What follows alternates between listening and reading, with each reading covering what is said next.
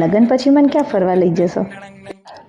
લગ્ન પછી ને લગ્ન પછી હું તને થાઈલેન્ડ, દુબઈ, માલદીવ્સ બધે ફરવા લઈ જઈશ.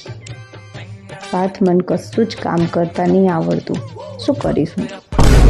ગાડી આપણે બધું કામ બંધાયેલું છે, તારા ખાલી રસોઈ જ બનાવવાની છે.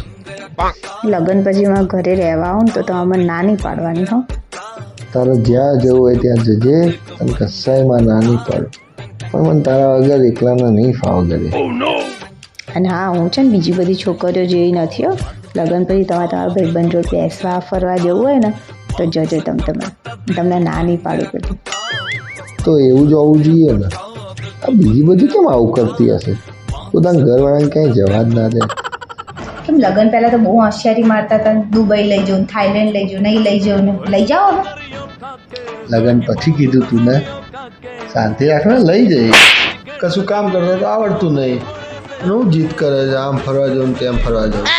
મેં પહેલાં જ કીધું તું કે મને કશું કામ કરતા આવડતું નહીં. ત્યાં તો બહુ ડાયા થતા હતા ને હોશિયારી મારતા હતા નવાઈની. પાછી લગ્ન પહેલાં તો એવું કહેતી હતી, મને મારા ઘર જવા દેજો, તો થોડા દિવસ રહેતી આવી ને તો મને અહીંયા શાંતિ મળે. ના મારે જતું જ રહેવું છે. હું એ જોઉં છું કેવી શાંતિ મળે તમને. તું જા તો ખરા, પછી જો હું કેવી મજા કરું. મારા ભાઈબંધો જોડે મળવાઈ જાઉં ને ફરવાઈ જઈશ.